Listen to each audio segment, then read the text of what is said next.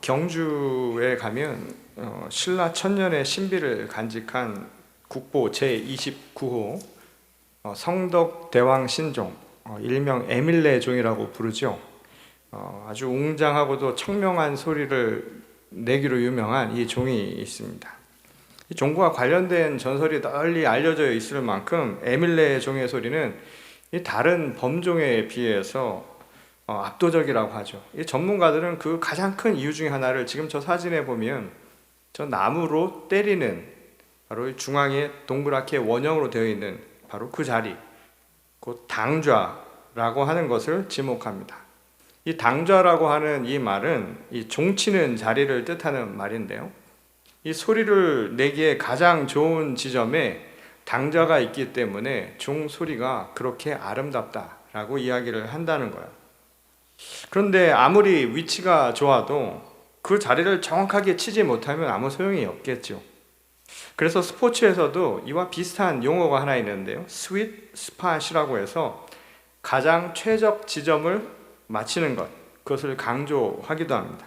이 스윗 스팟은 테니스나 또는 야구에서 이 라켓 또는 배트로 공을 칠 때 큰 힘을 들이지 않고도 가장 자기가 원하는 방향으로 가장 빠르게 그리고 가장 멀리 날아가게 만드는 바로 그 최적의 지점을 뜻하는 말이라고 합니다. 그러니까 선수들이 반복적으로 끊임없이 타격 훈련을 하는 이유는 무엇 때문일까요? 당연히 저 스윗 스팟, 저것을 잘 맞추기 위해서 준비를 하는 것이겠죠. 신앙 훈련도 마찬가지라는 거예요. 우리는 하나님의 말씀이라고 하는 아주 분명한 당좌를 가지고 있습니다. 그리고 그것을 우리가 제대로 마치는 삶, 그것에 따라 살아가기 위한 스윗 스팟, 이것을 가지고 있는 거예요. 그래서 집중하며 하나님의 말씀을 우리 삶에 실현하기 위해서 최선을 다해 살아가는 것, 이게 바로 신앙 훈련이라고 할 수 있다는 것이죠. 그런 의미에서 오늘 우리에게 주신 이 두 개의 본문 말씀은 바로 이 당좌와 스윗 스팟이라고 말할 수 있는 거예요. 오늘 우리 신앙 훈련에서 과연 그 부분은 무엇이어야 되고 또 그것을 우리가 신앙 훈련에서 제대로 맞추며 살아가는 삶이 무엇인가에 대한 하나의 단서를 제공해 주고 있지요. 먼저 예레미야의 말씀은 이 당시 암담한 상황에 처해 있던 유대인들에게 던진 메시지였습니다. 이 당시 예루살렘 주민들은 모두가 하나님의 축복 가운데 있다, 그런 자부감을 가지고 있었죠. 확신을 가지고 있었습니다. 왜냐하면 자신들은 하나님이 선택한 백성, 하나님이 선택한 민족이라고 그렇게 믿고 있었기 때문이죠. 그런 이유에서인지는 모르지만 하나님의 심판이 멀지 않았다, 곧 너에게 임할 것이라고 전한 예레미야의 이 메시지를 귀담아 들으려 하지 않았죠. 오히려 그를 여러 차례 죽음으로 몰아갈 만큼 그를 탄압하고 핍박을 가했습니다. 그들에게 실질적으로는 살 수 있는 방법을 가르쳐 준 것인데도 불구하고 이를 완전히 무시한 셈이었죠. 이 한마디로 당좌, 우리 생명의 중심이 될 수 있는 것, 그리고 그것을 맞추면서 살아갈 수 있는 핵심이 무엇인가, 스윗 스팟을 실질적으로 알려준 것임에도 불구하고 스스로 외면해 버린 꼴이었다는 겁니다. 그 결과 세상은 이 고통의 신음과 그리고 분노의 절규로 가득 차기 시작을 했죠. 이 하나님의 말씀이라는 당좌에서 벗어나니까 세상에 아름답고 조화로운 소리가 들리기보다는 흉흉한 소리와 그리고 아름다운 공명이 사라진 그곳을 이 불협화음이 가득 채우기 시작을 했다는 겁니다. 이 하나님의 말씀이란 스윗 스팟에 따라서 이 자신의 삶을 지켜나가야 하는데 불구하고 결국은 우상 숭배와 부정한 삶, 이 부정과 부패라고 하는 것이 삶의 많은 자리를 차지하는 그런 현상이 벌어지게 되었다는 겁니다. 이 생명의 말씀을 떠나니 결국 멸망의 길을 갈 수밖에 없었던 것이죠. 이를 두고 하나님은 예레미야를 통해서 이렇게 지금 말씀하고 계십니다. 너희 조상들이 내게서 무슨 불의함을 보았기에 나를 멀리하고 가서 헛된 것을 따라 헛되이 행하였느냐. 지금 이 이야기는 헛것에 마음을 빼앗겼다, 이 말은 결국 당연히 마음의 중심이 되어야 할 자리에 하나님이 계시지 않은 그 상태를 두고 한 말이라는 것을 알 수 있죠. 그러니까 오늘 우리에게 전한 이 두 개의 본문 말씀은 우리 마음의 자리, 그리고 그곳에 중심이 되어야 할 그곳이 무엇이고 거기에 누가 있어야 하는가에 대한 이야기임을 알 수가 있다는 겁니다. 그것은 개인만이 아니라 당시 국가의 지도자들이나 제사장들도 크게 다르지 않았다는 거예요. 개인이나 국가 공동체나 하나님을 잊고 모두가 중심에서 벗어난, 곧 하나님을 자기 삶의 주인으로 삼지 않은 일들이 벌어지고 있었다는 겁니다. 그것이야말로 헛된 길을 가는 것과 다름없으니 결국 망조라고 할 수 있다는 것이죠. 특히 예레미야는 그들의 마음에 하나님이 아닌 헛된 우상이 자리 잡고 있다는 사실에 주목하지요. 그리고 그것에 분노합니다. 당시 우상은 물질적 세계관을 강조한 이방의 바알 신앙, 말하자면 만몬주의라고 하는 것이 기초하고 있었지요. 이 생명의 가치보다 물질적 가치를 우선시하는 아주 무서운 세계관입니다. 그것은 유대 사회에 얼마나 큰 영향을 미쳤는가, 그것은 우리가 아합 시대를 생각을 해보면 잘 알 수가 있죠. 이 유대의 역사에서 아합 왕의 시대를 가장 극성 시대로 이야기합니다. 극악무도한 시대로 사람들은 이야기하죠. 그리고 그의 이방 부인이었던 이세벨의 이야기는 유대인들에게서 엄청난 영향을 준 사건이기도 했습니다. 그 중에 한 사건이 바로 나봇의 포도원 사건이었죠. 근데 나봇의 포도원 사건은 유대 사회가 어떻게 무너지는가를 아주 절실히 보여주는 한 사건이었습니다. 그 이전까지 유대 사회는 하나님의 말씀, 율법이라고 하는 것에 기초해 있었죠. 그래서 생명이 기초가 되었습니다. 그래서 땅이 있어도 그 땅이 어느 시점을 지나면 서로 물러줄 수 있는 것, 그래서 시간이 지나면 서로의 빚도 탕감해 주는 것이 바로 율법의 핵심이었지요. 그리고 율법의 핵심의 정신은 바로 생명에 있었습니다. 그러나 이세벨이 가져온 바알의 신앙은 그 위에 물질적 가치가 더 우선되는 가치를 세상에 가르쳐 주었죠. 그로 인해서 매매 때문에, 포도원의 매매라고 하는 것 때문에 결국 그 포도원의 주인이었던 나봇을 죽이는 사건이 발생을 합니다. 그것은 단적인 사건이었죠. 곧 물질이 생명을 이기는 사건이 되었다는 겁니다. 하나님의 말씀은 생명을 살리는 힘이죠. 근데 바알 신앙은 돈이나 권력이 우선하는 세상을 우리에게 가져다 주었다는 겁니다. 비정한 현실을 가져다 주었고 그것이 암묵적으로 인정받는 그런 세상을 만들었다는 거예요. 그래서 우상이라고 불렀다는 겁니다.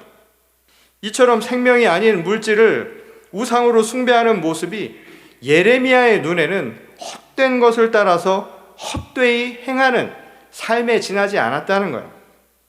이 하나님의 백성이라고 자인을 하면서도 이 실제로 그들의 마음과 그들의 머릿속은 우상이 지배하고 있었다는 증거이죠. 그러니까 한마디로 당좌나 스윗스팟, 이것을 제대로 마치는 신앙은 결코 아니었던 거예요. 지금도 예수 믿는다고 말은 하지만 여전히 자신의 머릿속과 마음에는 이 우상으로 가득 찬 경우들을 우리는 자주 볼 수가 있지요. 물질적 가치가 하나님의 말씀과 생명의 가치보다 우선하는 현상들이 바로 우리 시대에도 버젓이 일어나고 있다는 겁니다. 그것은 생명의 가치보다 물질적 가치가 우선하는 가치 역전 현상으로 나타나기도 한다는 거예요. 그때 머릿속을 차지하고 있는 우상이라는 게 결국 무엇일까요? 결국 바깥에 있는 그 무엇이 아니죠. 물질적 세계관이라고 말하지만 결국은 그 물질이 문제가 아니라 그 물질을 바라보는 내 자신으로부터의 문제라고 할 수 있는 겁니다. 결국 실질적인 우상은 저 바깥에 있는 그 무엇이 아니라는 거예요. 어떤 조각상을 만들어 놓은 거, 그게 우상이 아니라는 거예요. 그 조각상을 우상으로 섬기고 있는 바로 그 자신, 결국 자기 자신이 우상일 수 있다는 사실입니다. 그래서 결국 자기를 우상으로 삼는 것, 그것은 자기를 가장 숭배하는 사상이라고 말할 수 있죠. 그러니 나와 맞지 않으면, 수가 틀리면 모든 것을 다 뒤집어 엎어버리는 것이 오늘의 현실이라는 겁니다. 내 마음에 거슬리거나 내 욕망을 충족시키지 못한다고 한다면 언제든지 얼굴을 바꿀 수 있는 것, 그게 바로 자기 신앙, 자기를 우상 숭배하는 자의 모습이라는 거예요. 근데 결국 신앙이라고 하는 것을 생각해 보면 하나님의 형상을 담는 것 아닙니까? 근데 우리의 얼굴이 계속적으로 변덕스럽게 변화된다고 생각을 해보십시오. 그것은 문제가 있다는 것을 보여주는 하나의 반증이라고 할 수 있겠죠. 이 하나님은 바로 이런 행태야말로 헛된 것을 쫓아 살아가는 헛된 모습이라고 우리에게 이야기한 것입니다. 당좌나 스윗스팟에서 한참 벗어나갖고 변죽만 울리는 꼴이라는 거예요. 중심을 못 잡아서 결국 우리의 얼굴이 늘상 변화될 수밖에 없는 현실을 살아가고 있다는 사실입니다. 그렇다면 이 제대로 신앙생활의 당좌 그리고 스윗스팟을 제대로 때리며 살아가는 삶이란 것은 과연 어떤 모습일까요? 오늘 우리가 읽은 또 다른 본문이지요. 이 복음서의 말씀은 바로 건강한 신앙생활 그리고 하나님의 말씀이 중심이 되어 살아가는 모습이 무엇인가, 그리고 그것을 위해서 스윗스팟처럼 우리가 지키며 살아갈 모습이 무엇인가를 아주 잘 보여주는 하나의 비유 이야기입니다.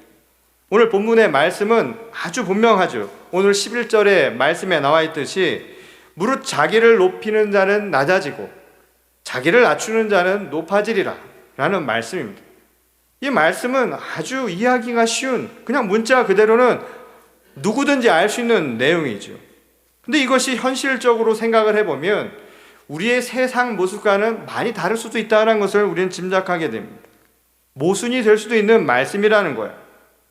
게다가 예수님은 청함 받은 자라면 차라리 끝자리에 앉는 게 낫다라고 이야기를 하셨죠. 물론 이 말씀은 당시 종교 지도자들, 유대의 지도자들을 겨냥해서 하신 비판의 말씀이었습니다. 그러나 이 말씀은 사실상 자기를 중심으로, 자기를 우상으로 삼는 모든 이들이 들어야 할 말씀이기도 하다는 거예요. 이 세상에서 다른 사람보다 높은 자리에 오르는 거, 그거 여러분 싫어하십니까? 그거 싫어하는 분 계세요? 이 개인적으로는 자랑거리죠. 그리고 내가 좋아하고 내가 사랑하는 사람이 그런 자리에 오른다라는 것은 대단히 영광으로 생각할 것 아닙니까? 그리고 그것은 그만한 성취에 대한 노력에 대한 보상이라고 말할 수 있는 부분입니다. 그러니까 실상 우리가 세상을 살아가면서 이러한 성취감, 이렇게 성취해서 얻을 수 있는 보상을 막아설 어떤 명분도 없죠. 오히려 이것을 막는다라고 하는 것은 우리 삶을 아주 힘들게 만들 수도 있습니다. 왜냐하면 동기가 없어지기 때문입니다. 아무 의욕이 없어질 수 있는 거예요. 내가 노력해서 무언가를 얻는 것, 남보다 더 많은 것을 취하고 남보다 높은 곳에 오를 수 있다라고 하는 삶의 동기가 없다면 과연 많은 사람들이 그 일을 하려 들까요? 어쩌면 우리 사회는 아주 무기력한 세상을 만들 수도 있게 된다는 겁니다. 우리가 공산사회를 보게 되면 이 자기에게 들어오는 것이 없어서요. 결국 사람들이 무기력한 결과를 가져온다는 사실을 우리는 역사적으로도 경험한 바가 있습니다.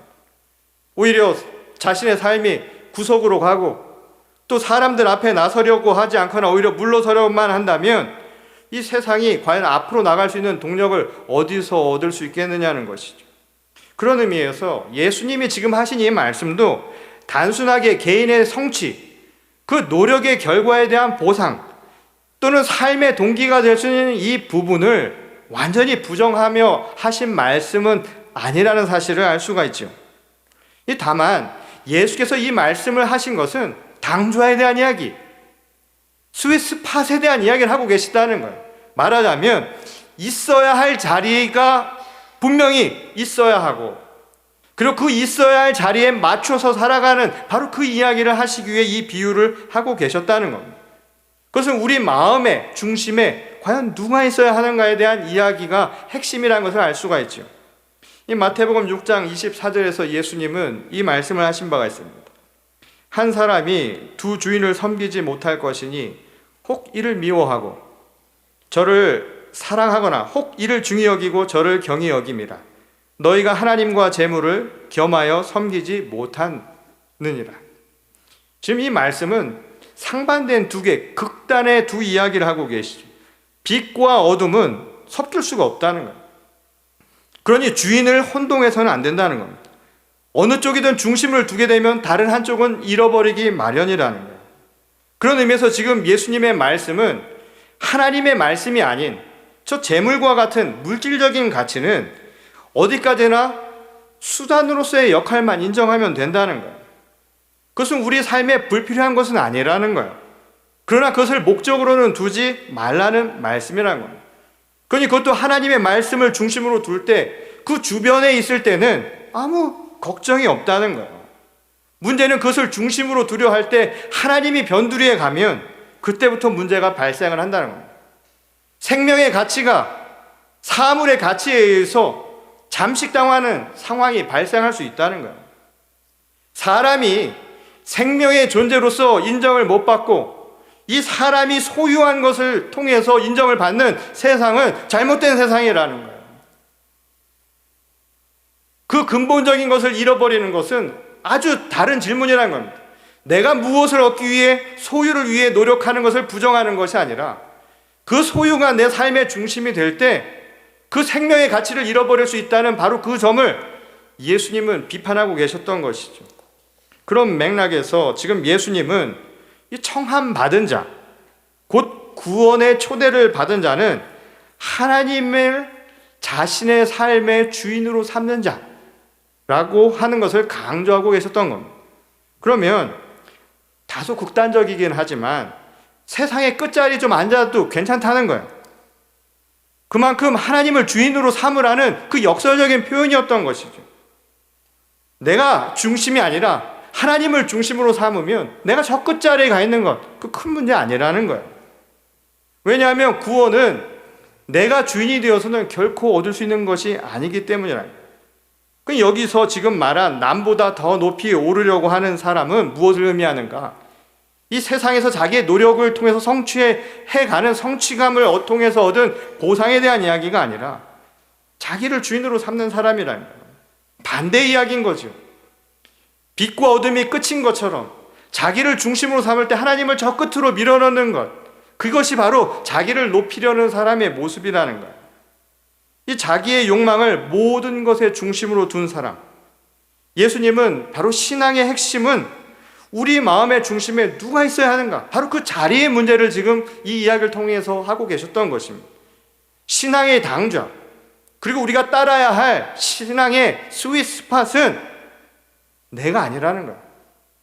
하나님이 되어야 한다는 거야. 그런 의미에서 끝자리에 머물라는 이 명령은 이 사실을 강조하신 것이라 해도 틀리지 않죠. 이 자기를 우상으로 삼아서 삶의 중심에 두는 게 아니라 저 멀리 떨어뜨리면 떨어뜨릴수록 좋다는 거예요. 구원은 결코 자기를 중심으로 삼아서는 얻을 수 있는 게 아니기 때문입니다.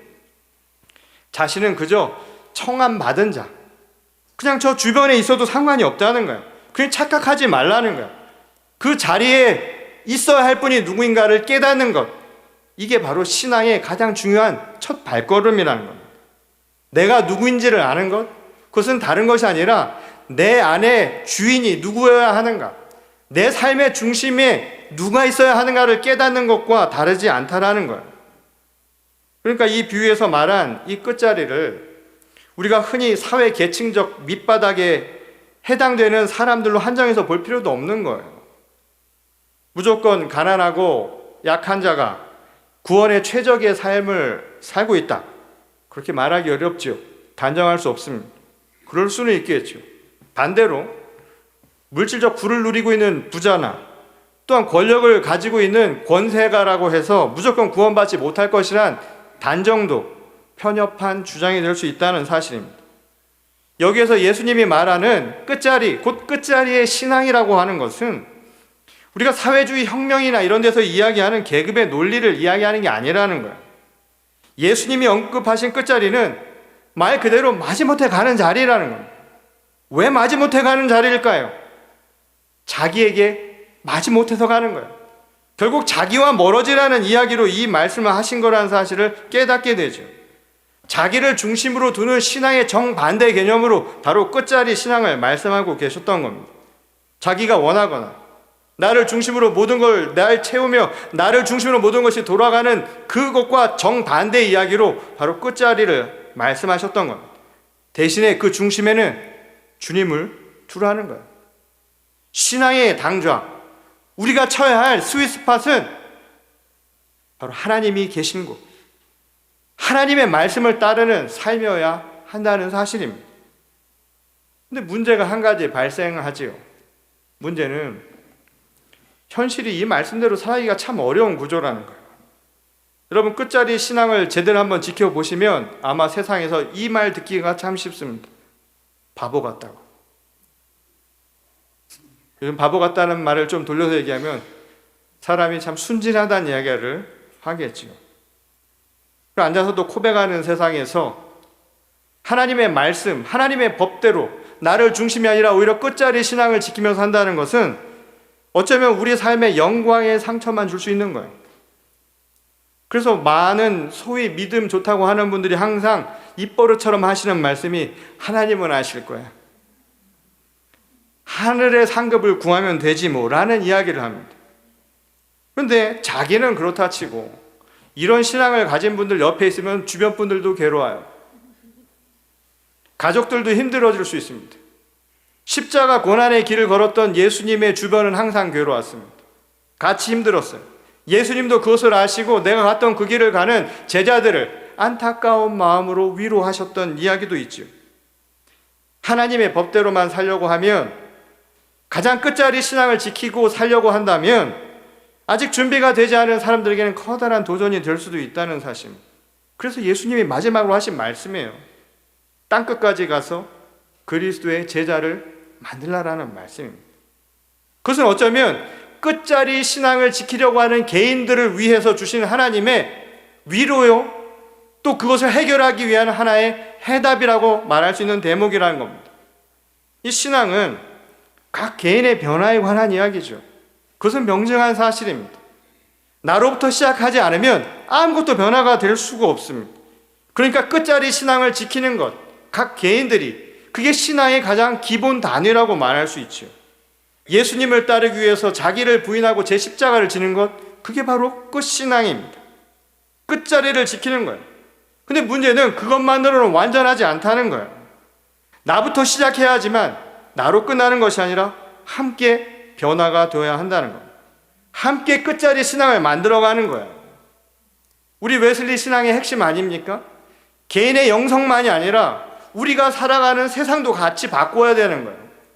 그래서 예수님이 나가서 제자를 삼으라고 하신 그 말씀은 끝자리 신앙을 세상 끝까지 가서 그들과 함께 변화되라고 하신 말씀이었다는 겁니다.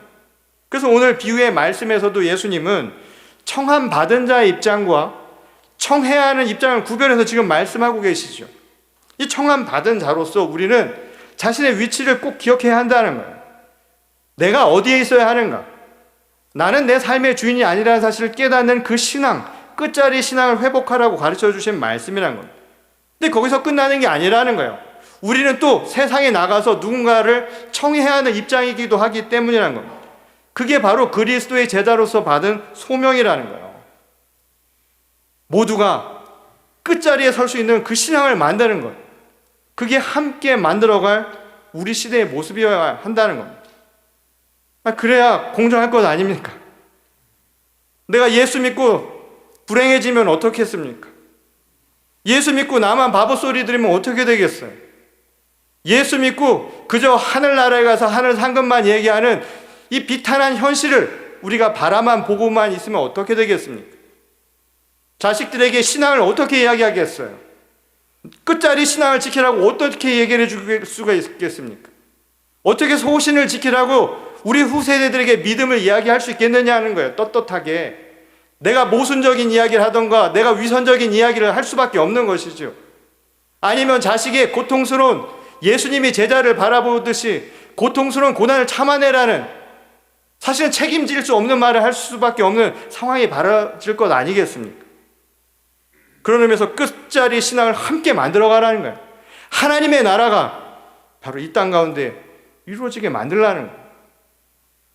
그래서 우리가 살아가는 세상의 모습은 어제보다 오늘이 좀 낫고요.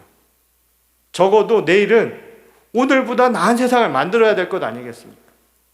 그것이 오늘 우리가 후세대들, 앞으로 올 세대들을 위해 물려줄 믿음 아닙니까? 내가 하나님을 내 삶의 주인으로 삼아서, 당좌를 삼아서 산다는 것은, 결국 내 자리에 하나님을 주인으로 둔다는 것은 언젠가 우리 뒤에 올 세대들에게 그들도 편하게 그들의 마음속에 하나님을 당좌로 삼을 수 있는 그런 세상을 만들어주는, 적어도 그런 책임을 가지고 살아야 하는 것 아니겠냐는 거예요. 그게 바로 오늘 우리를 부르신 이유라는 거예요. 역사적으로 교회가 부패하고 세상으로부터 신뢰를 잃어버릴 때의 공통점은 이 끝자리 신앙이 약화될 때였죠. 교회가 세상의 끝자리에 서기보다 항상 중심에서 영향력을 행사하려던 때,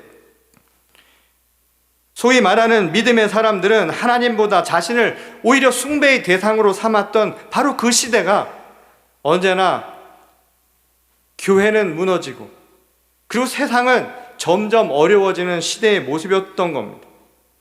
그러니 세상이 불공평해지고 이 교인들은 영적으로 메마른 이기주의자들이 되어버리는 꼴이 되어버리는 것이죠. 예수님은 오늘 이 끝자리 신앙을 지킨 교회와 성도들에게 이 말씀을 전하고 계십니다. 오늘 하나님과 우리와의 관계는 하나님을 내 삶의 주인으로 삼는 것, 당좌를 분명히 하라는 거예요. 근데 그것으로 그치는 것이 아니라 이제 세상 속에선 옆으로는 우리 삶의 목표는 함께 그런 세상을 만들어 가야 한다는 겁니다. 근데 오늘 예수님은 이 말씀을 하시면서 하나의 상징적인, 또 우리 삶이 어디쯤에 위치해 있는가를 보여주는 하나의 지표를 제시해 주죠. 그것은 바로 우리 옆에 있는 사람들의 위치예요. 가난하고 소외된 사람들, 사회적 약자, 그것은 결국 우리가 주인이 되었을 때 나타난 현상이라는 거예요. 나만 중심으로 삼을 때 누군가는 외면이 되고 누군가는 소외를 받기 마련이라는 겁니다. 내가 강자가 되기 위해서 모든 것을 바칠 때 누군가는 약자가 되는 현실, 바로 이것에 대한 이야기를 하고 계시죠. 그리고 우리에게 말씀하는 거예요. 정말 스윗스팟을 때리면서 살아가는 삶은, 그런 세상은 이런 사람들이 없어야 한다는 거예요. 그 사람들조차도 우리 삶의 중심을 둘 수 있는 신앙의 모습, 이것을 회복하라는 게 오늘 비유의 말씀의 핵심인 것이죠. 그러니 우리 삶의 변두리에 있다고 생각하는 사람들이 여전히 있다는 거예요. 그것은 우리 자신의 삶을 다시 되돌아봐야 할 시점이라는 것을 알려주는 하나의 지표라는 이야기인 겁니다. 이 몇 년 전 이 가톨릭 교황인 프란치스코 교황이 이 그리스도의 제자인 교회가 해야 할 사명에 대해서 이렇게 이야기를 한 바 있습니다. 가난한 이들 안에서 부유하면서도 가난하게 되신 예수님의 현존이 드러납니다. 이 때문에 가난한 이들 안에는, 그들의 약함 안에는 구원하는 힘이 있습니다. 비록 세상의 눈에는 가치가 없어 보일지라도 그들이 우리로 하여금 하늘에 이르는 길을 열어줍니다. 우리에게는 그들이 천국을 향한 여권입니다. 우리의 참된 부유함인 그들을 돌보는 것은 우리에게 복음적 의무입니다. 단순히 빵을 주는 것이 아니라 그들과 함께 말씀의 빵을 쪼개며 이 의무를 실천해야 합니다. 그들이 이 말씀의 가장 본질적인 수취인들이기 때문입니다.